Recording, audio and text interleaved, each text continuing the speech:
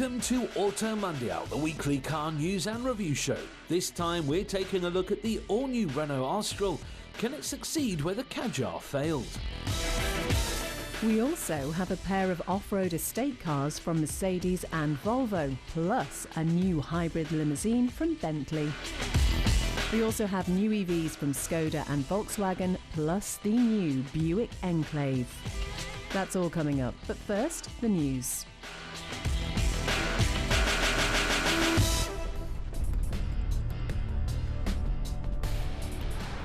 BMW has announced the arrival of an electric 3 Series joining its existing lineup of EVs. The announcement came during BMW's annual results conference, which also confirmed the brand would have 15 different EVs in production by the end of this year. As well as existing models like the iX and the electric Mini, the Bavarian brand is set to electrify its 5 and 7 Series models as well. For now though, the electric 3 Series will only be offered in China, with the current i4 remaining as the sole electric BMW saloon in Europe for now.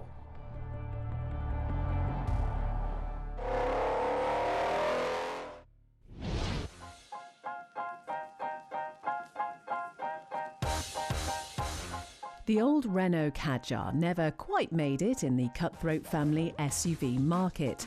As a result, Renault is starting from scratch with this, the all-new Austral. Competing against the likes of the Kia Sportage and Nissan Qashqai, the new Austral needs to stand out if it wants to win over buyers in this class. On the styling front, it's far from revolutionary. The front end is reminiscent of the new Megane E-Tech, using Renault's new sensual tech design language, but cover up the badges and it could be just about any other small SUV. At the back, it gets some stylish rear lights that stretch out the middle with a de rigueur Austral script, reminding you that things have moved on since the Kadjar. Its dimensions are near enough identical to the old car, but it is a completely new look, albeit one that's unlikely to get your heart racing. Step inside though, and it's altogether more exciting. There are lashings of wood trim, Alcantara and Napa leather in the sporty Alpine trim level, giving the whole cabin a tasteful, premium vibe. There's a slightly squared-off steering wheel similar to those we've seen in recent Peugeots, and a huge 12-inch portrait touchscreen complementing the 12-inch digital instrument display. The Austral uses an updated version of the Kadjar's platform, but this time it gets a whole lineup of electrified powertrains. From launch, there won't be a plug-in option, but regular series hybrids will be available with either 158 or 197 brake horsepower. The engine is a turbocharged 1.23 cylinder hooked up to a small 1.7 kilowatt-hour battery. Renault reckons that up to 80% of city driving can be done on electric-only power, and that depending on spec, the Austral will achieve up to 61 miles per gallon. Accompanying the two full hybrids is a pair of mild hybrids, both using bigger 1.3-litre four-cylinder motors, producing 138 and 158 bhp respectively. As we know though, there are plenty of small hybrid SUVs to choose from. One such car is this, the Honda CR-V, in particular the hybrid model. The CR-V hybrid matches a 2-litre petrol engine with an electric motor and is available in both 2- and 4-wheel drive. The hybrid system is good, cutting in and out of EV mode seamlessly. While the CR-V has a similar overall size to the previous version, the wheelbase has been increased. So much so that the Honda can now be specified with 5 or 7 seats. While the rearmost row of seats is a bit cramped for anyone but young children, the extra seats do give the CR-V an advantage over cars like the Austral. Like the Renault, its styling doesn't leave much to shout about, but inside it's well equipped and beautifully made.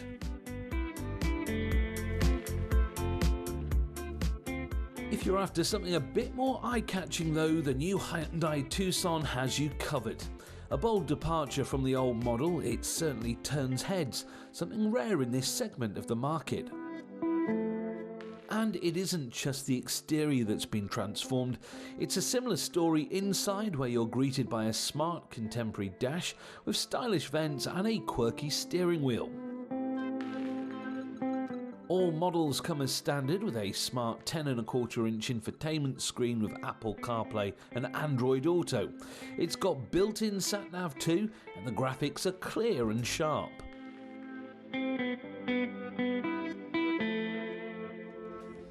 There's a range of petrol and hybrid powertrains to choose from, with a 261 brake horsepower plug-in hybrid model sitting at the top of the lineup.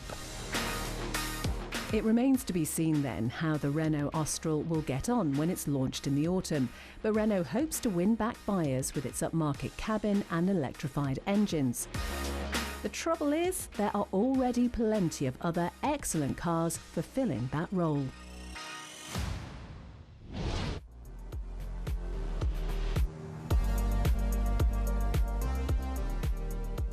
In a world where electrification is becoming an essential, it's not often we see large SUVs released without electric assistance. Buick is going against the grain with its new Enclave though.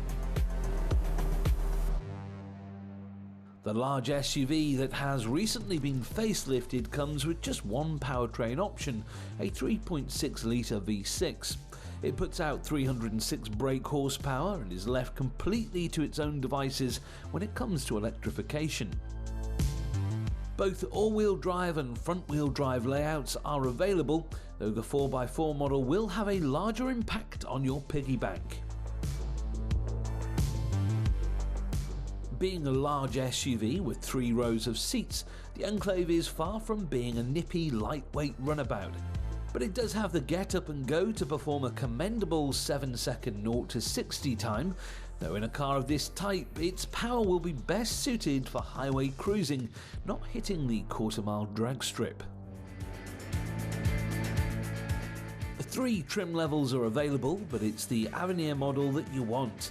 Including adaptive cruise control and heads-up display, it's a relative tech fest compared to the surprisingly basic entry-level cars. Most notable though is the optional Avenir technology package, which adds real-time hydraulic damping suspension. The infotainment is on the small side at 8 inches, but the essential features are all there. Apple CarPlay and Android Auto are included, and there's a decent navigation system. The rest of the interior is exactly what you'd expect from a large American SUV. Rows of plush leather heated seats bask in the sunlight provided by a pair of sunroofs. It's well suited to big families though, with loads of USB chargers and crucially a 3rd row of seats. The boot is a useful size too, but for even more space, the 2 rear rows of seats can be folded flat to turn the already large boot into a near 2,800-litre sea of storage. It doesn't quite feel as up-to-date as many European or Asian rivals, but with a starting price of just under $43,000, the Buick Enclave is certainly an option worth considering. After the break, a jacked-up C-Class and the Bentley Flying Spur.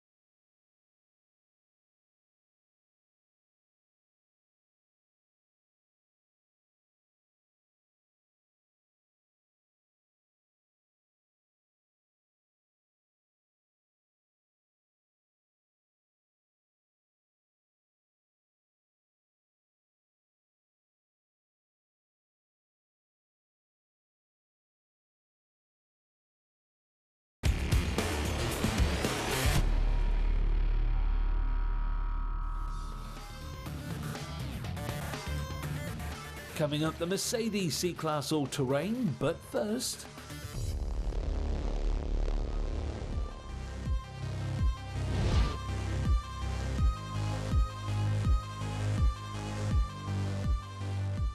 The Bentley Flying Spur is one of our favourite fast luxury cars.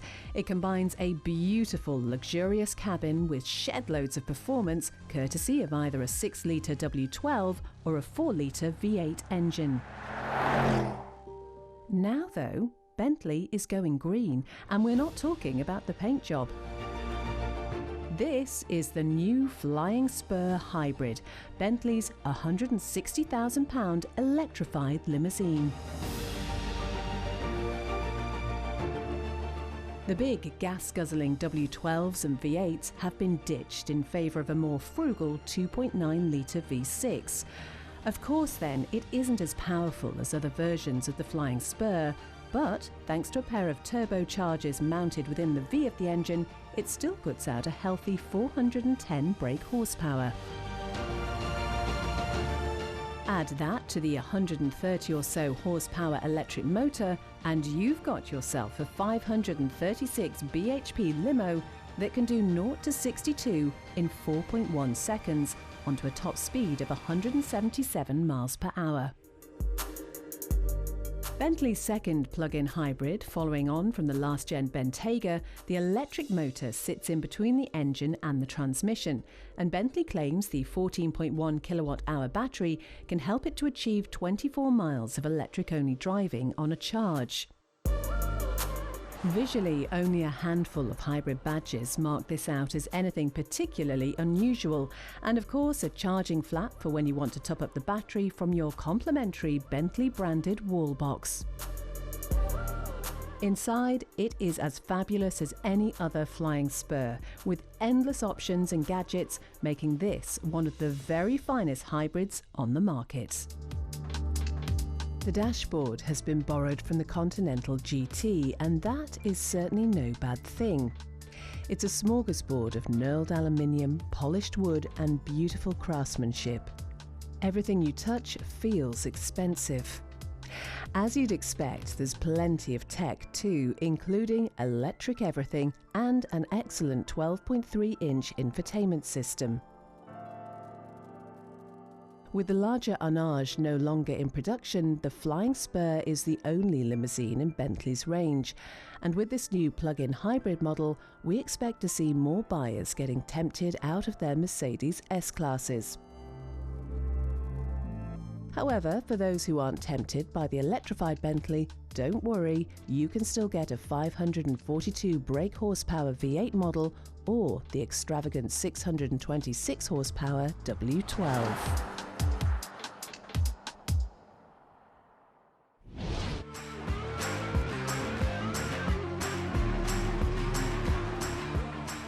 In recent years, Skoda has made a name for itself in the SUV market, but it's taken until now for the brand to release a standalone electric SUV.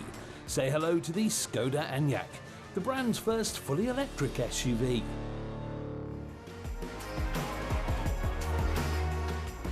From the get-go, the new model is a look-up. Distinctive Skoda styling cues have been carried over to the front end, while creases along the side panels give the Anyak an aggressive character that distract from the car's large proportions. Overall, the model measures just shy of 4.7 metres in length and 1.9 metres wide. That's not much smaller than an Audi Q7. And with heavy electric batteries sitting under the floor, the Anyak weighs a hefty 2.2 tonnes. Underneath the good-looking body is a selection of powertrains, starting out with a rear-wheel drive 146 brake horsepower variant. The range goes all the way up to the dizzying heights of 262 brake horsepower in all-wheel drive form, courtesy of the ENYAQ ATX.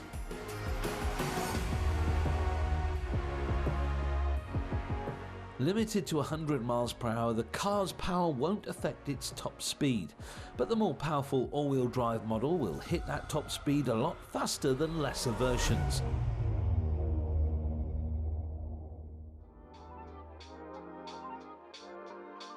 Naught to 62 takes around 7 seconds. It seems no one told the ENYAQ how heavy it is. Range-wise, however, it's the standard 80 that you want. With less power to go round and it only reaching the rear wheels, it manages an impressive 330 miles on a single charge. A larger range means you can spend more time inside the car, and in the case of Skoda's Anyak, we can't tell if that's a good thing or not. Bar the odd redeeming feature like the dashboard's swooping design, it's all a bit dreary with lots of dark plastics. Almost all the infotainment controls have been hidden inside the impressively large touchscreen. While in theory that makes for a clean, simplified cabin, Skoda may have gone overboard with the idea. With next to no buttons around the centre console, the cabin looks surgical and cold. But then again, there are far worse offenders in the motoring world for the same issue, namely one of ENYAQ's main rivals. As part of the Volkswagen Group, Skoda built its Enyaq using the same platform as the VW ID.4. The MEB platform creates a good base upon which to build a car, but it does mean that the two cars become direct rivals. As they use the same base, there isn't much to tell these two models apart on paper, though there is one factor that, in our opinion, puts the Enyaq leaps and bounds in front of its German cousin. Fortunately for the Czech brand, its offering wears a much more stylish frock. The frumpy VW won't give you anywhere near the amount of admiring glances one receives in the Skoda. Both of these cars are impressive in their own right, but it's the Skoda that gets our vote. It looks and goes brilliantly, and best of all, there's a sporty VRS version. But we'll save that for next week.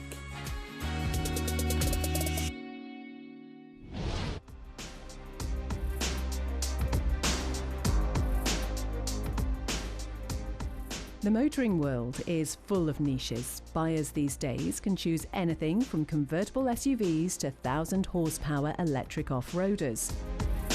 One of our favourite automotive alcoves, though, is that of the lifted estate car. Cars like the Audi Allroad and Skoda Octavia Scout offer marginal off-road ability with their raised suspension and four-wheel drive, negating the need to get a big lumbering SUV. And now, there is a new one. This is the Mercedes C-Class All-Terrain, and it follows the familiar recipe set out by Audi, Subaru, Skoda and others. The engineers have taken a regular C-Class estate, jacked it up a bit and stuck on some meaty black plastic wheel arches. This isn't Merc's first attempt at an off-road estate car. We loved the E-Class All-Terrain, but sadly, it seems no one else did. It was a total flop in the UK and has since been pulled from showrooms. As a result, the C-Class version won't be heading here either. That strikes us as rather a shame, especially as the All-Terrain looks on paper to be a very interesting car. Aimed squarely at the Audi A4 Allroad, the C-Class gets various chassis tweaks to conjure some off-road credentials. The raised suspension improves travel by 40mm, while larger steering knuckles and chunkier wheels have been engineered to improve ride quality over rough surfaces, although there's no air suspension like you get on the bigger E-Class All-Terrain. Naturally, the C-Class also comes with all-wheel drive and a host of styling tweaks to mark it out from the rest of the range. The front bumper has been restyled and there's a faux skid plate that won't protect you from much more than piles of leaves, but at least it looks cool. The rear bumper, meanwhile, is left unpainted, meaning dogs jumping in and out won't scratch it. Inside, you're treated to leather-trimmed sports steering wheel and electric seats, while the digital instrument cluster now includes a new off-road menu, which displays everything from your coordinates to your incline angle. There's other useful stuff, usually reserved for big 4x4s as well, like the electric tow bar and trailer stabilisation system, which prevents you from fishtailing. To keep the all-terrain mud plugging, it gets a choice of two turbocharged 2-litre engines, both with mild hybrid assistance. The petrol motor produces a healthy 254 brake horsepower, while the diesel puts out even more at 261. Both engines are paired up to a 9-speed autobox and have belt-driven starter generators, which can give 20 horsepower boosts when required. But while the C-Class all-terrain and indeed the Audi A4 all-road remains out of grasp for us UK buyers, there are still one or two rugged estate cars we can get our hands on. This is the Volvo V60 Cross Country, basically a V60 with some off-road bits, as is the way with these outdoorsy estates. As you'd expect, drive is sent to all four wheels. Volvo's been doing this sort of thing for years, and as a result, the Cross Country feels like a very accomplished car. It doesn't pack the power of the Merc, but its suspension is even taller, providing a cushiony, smooth ride.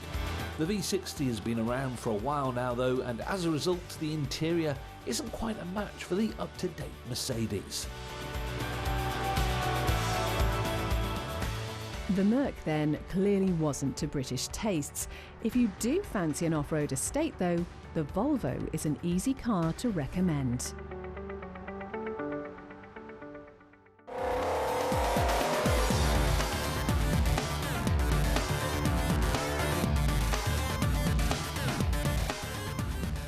Join us again next week on Auto Mundial as we check out the new Mazda CX-5.